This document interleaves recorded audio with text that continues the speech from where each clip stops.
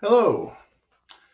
Okay, this may be a day premature, but last week I did a 20-minute video on logger boots that, four of you have watched for like a minute. But I had rattled off a list of the boots that I saw on Amazon under a quick search.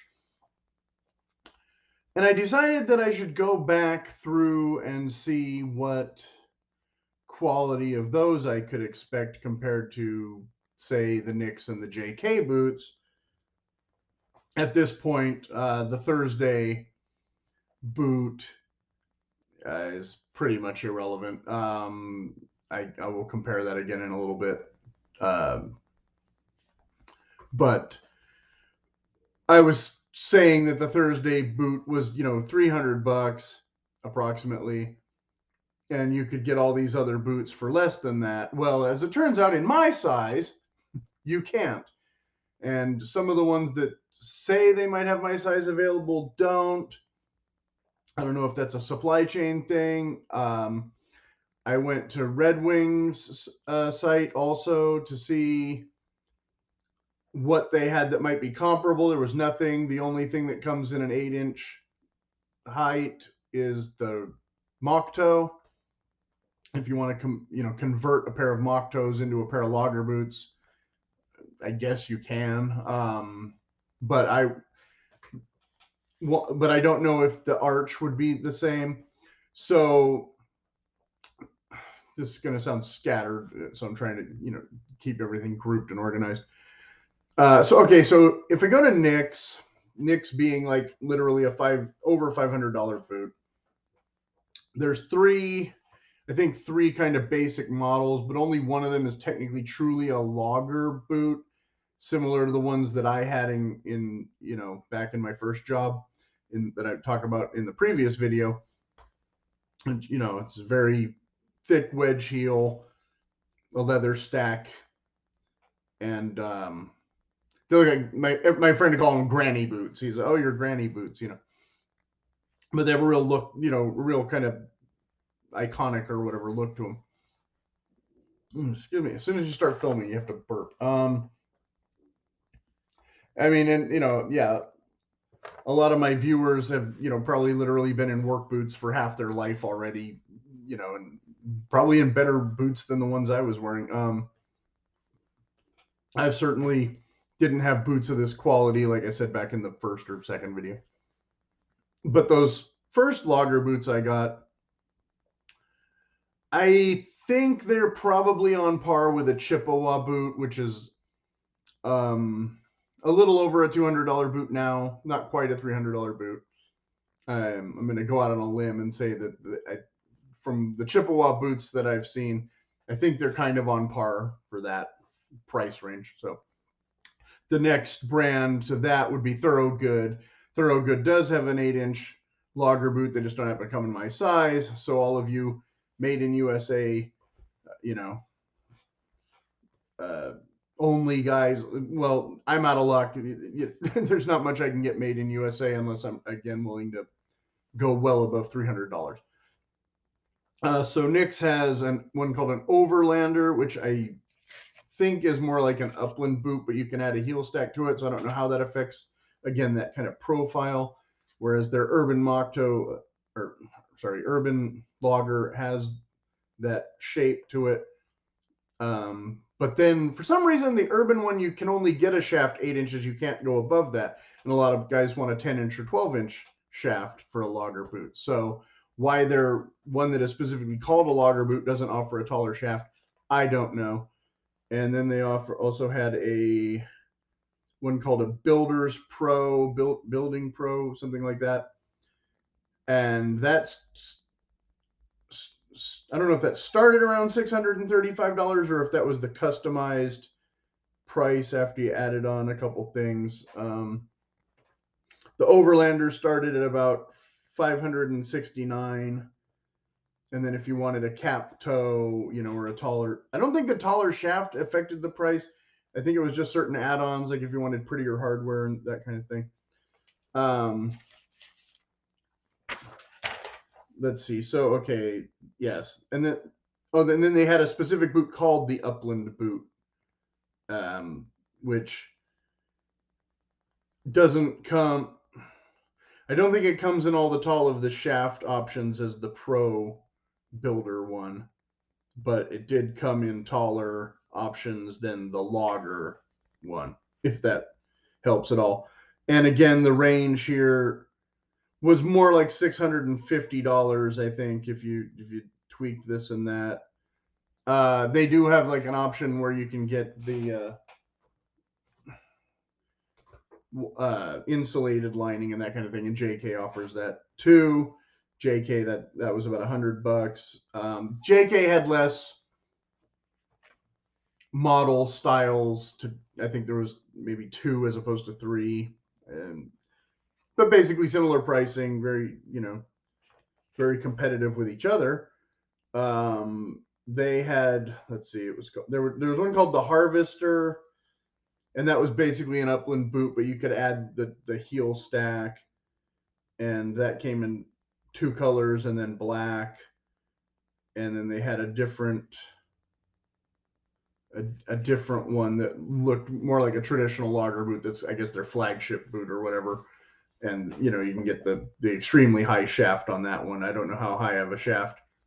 I looked in the ready to ship offer of them, and then I was like, oh well, maybe I should just get a pair of these and see how it goes, just to try them on. But then it said, here's the rub: may not be in stock, could take up to 2 months to arrive. So if you're ordering a stock boot just to try and get the sizing to order a custom boot, as I said in the previous video, both of these companies, you might be out of luck. And I think it was JK, not Nick's, but it might have been both, that said, we'll notify you in 48 hours about availability. So it's like, okay, so if I'm starting a job on Monday and I'm literally trying to, give myself a little time, let's say, well, I guess, okay, today being Friday, you'd want to order the boots on Wednesday. But if I just found out I had a job now, there's almost no way I'm getting a pair of boots in the mail by Monday, obviously, even if I FedEx them. It's cutting it close. Okay, granted. So Monday I'm going to have to go into work and say, look, I don't have boots yet. Or I have just run to Target and buy whatever's on the shelf and hope they survive the day, right?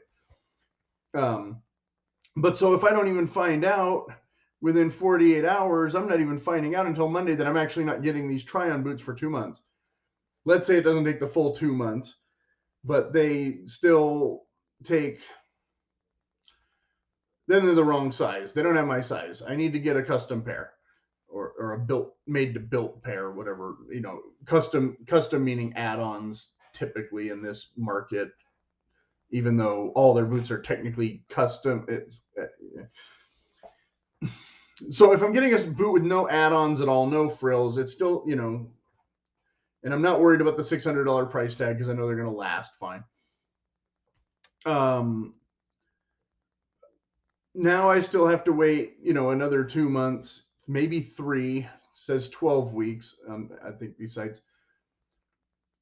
So that's quite a good wait. Now, literally, when I was getting my job, it was a summer job, which means by the time I got either of these pair of boots, the job was basically already over.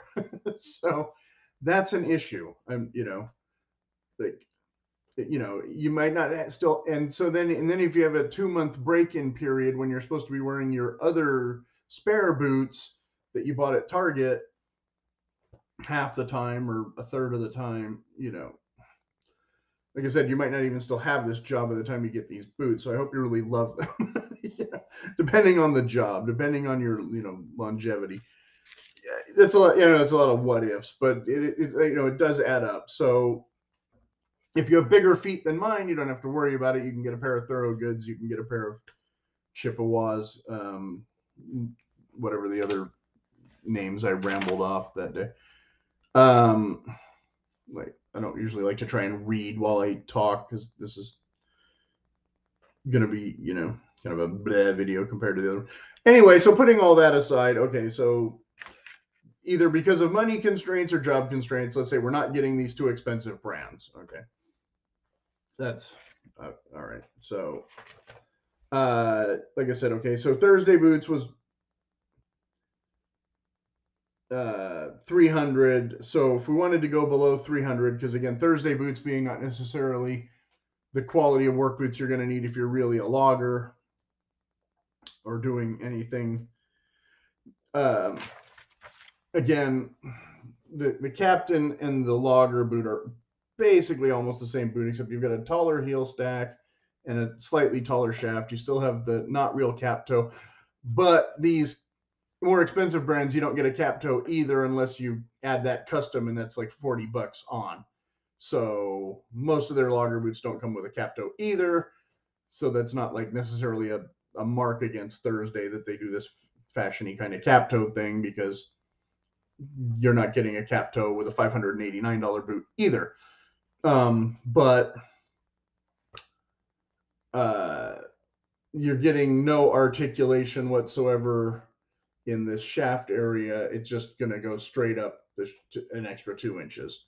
So not, like I said, not necessarily a terrible boot, but not, you know, a true logger boot. They just added a little leather and added a little rubber, and they're not, like I said, you could wear them outdoorsy. You know, if you need, again, the backup pair, the pair in your car, and you're not worried about paying a little bit extra for this than the Thorogood, then I guess that's fine.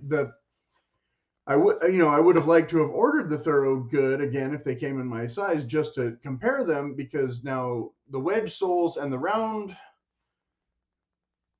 toe and the mock toe still in the Thorogood both have that kind of tumbled, thin, kind of flimsy feeling leather. And you know, typically in a logger boot, you know, I don't know if it might be tough enough, you know, but maybe you want something that feels a little heftier. And I don't know if their logger boots use a different leather than the wedge and the standard two, you know, toes.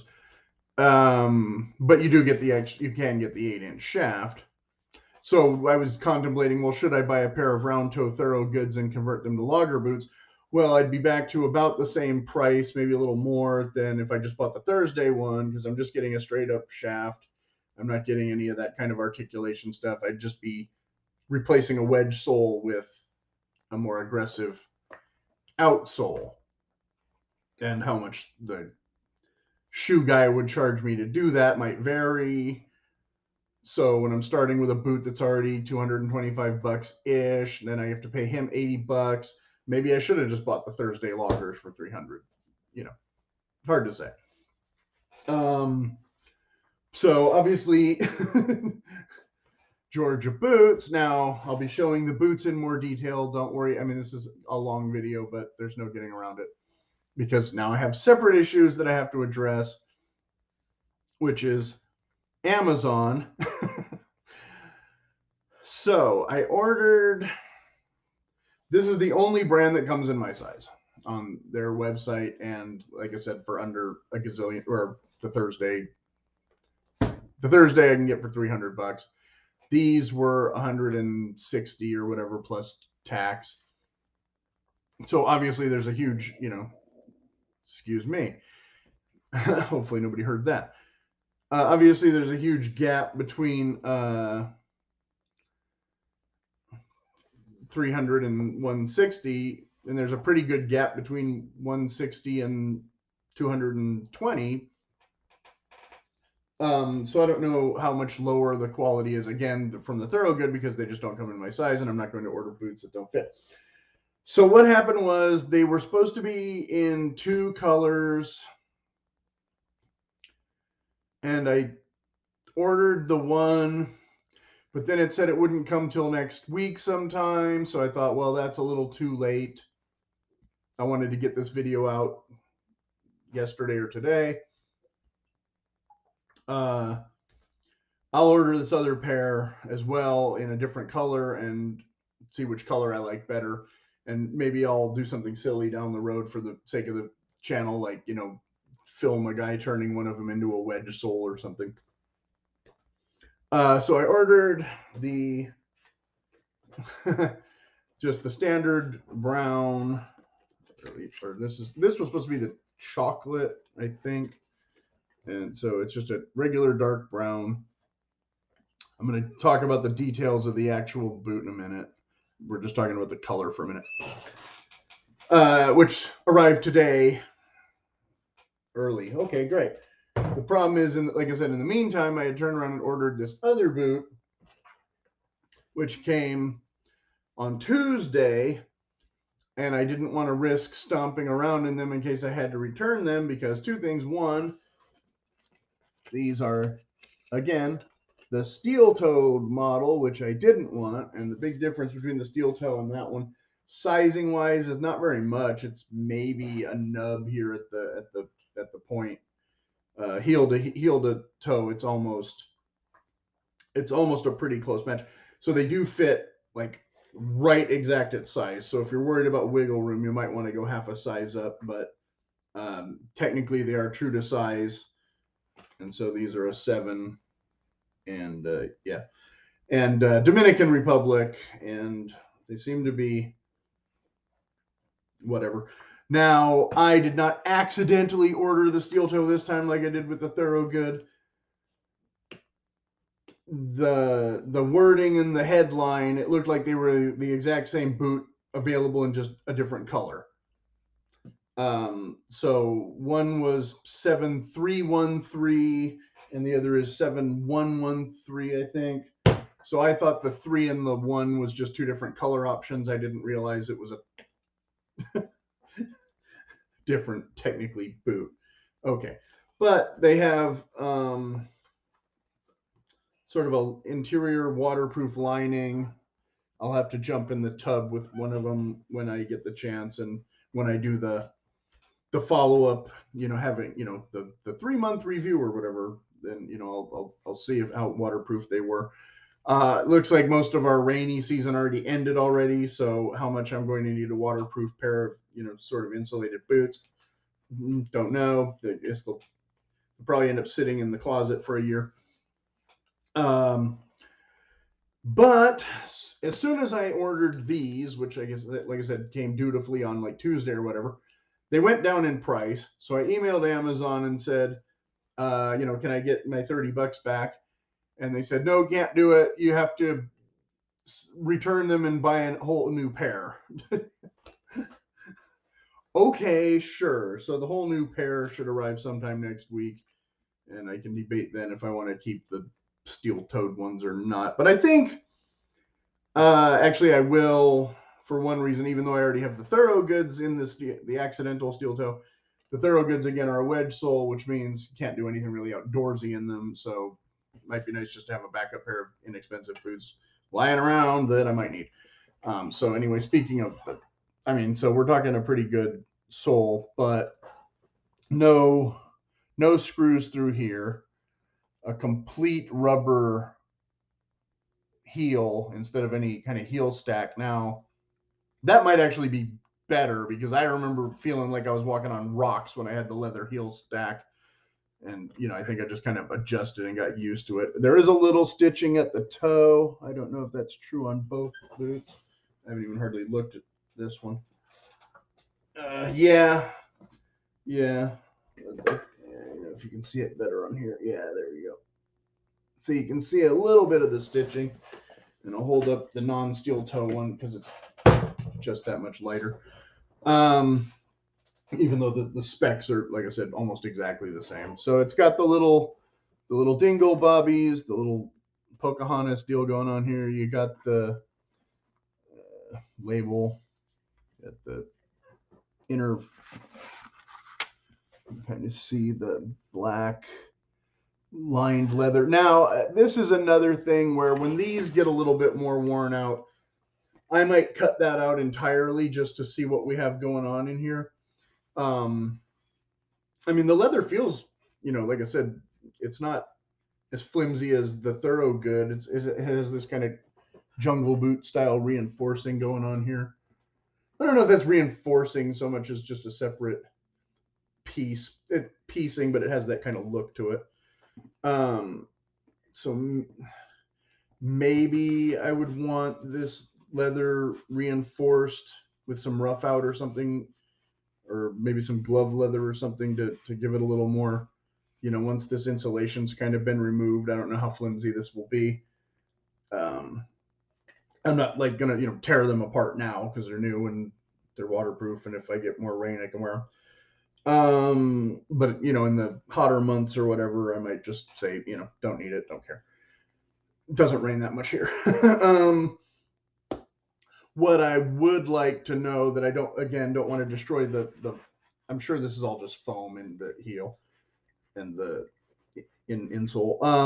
I don't know if there's any screws going down from the heel through here though to hold this on, because what I noticed about this is we have rubber, then we have this thin layer of leather or plastic, then we have the plastic welt, and so this is some kind of thing that's supposed to adhere the welt, and then adhere to the rubber without the welt and the rubber wanting to adhere to each other or whatever. So here's actually two places where your glue can fail. So if there's no anchors in here, which I'm willing to bet there aren't for $160, or in this case, $144 once I get the new one. So yeah, so literally when I go to get these, well, I don't know about resoled because I don't know how long it would take to actually wear out this sole. It looks pretty beefy, but at some point I'm going to have to take them to a guy and literally tear it apart and destroy the inner and basically do a rebuild probably, and then I'll end up with a $500 pair of boots, right? By default, but at least I will know that these are, anchored and secure.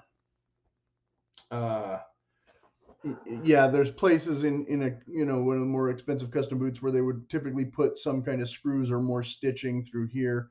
There's none of that. It's like I said, except for this stitch at the front here. I'm pretty sure this is just all glue. So that can fail on you, especially like on a cold night or whatever. I don't want to get stuck in the middle of nowhere with a catastrophic failure boot. The one thing I noticed too, lacing them up, that they skimp a little bit on the eye hooks, maybe slightly. They could have maybe stuck one more in here. I don't know, but like I said, with the insulation and stuff, it's kind of beefy until it wears in. So as soon as I go to unlace them, like the whole thing was like, pwah, like I said, I tried on the one just to kind of get the feel of my foot in it, but I haven't actually worn them around the house yet. So yeah, I mean, if you hate speed hooks as much as I do, much as they're convenient, you pop a lace or two and the thing wants to spring wide open. But of course, once you've worn it a little while, that shouldn't be as much of an issue because you'll get indentations in the leather and the boot should stay put.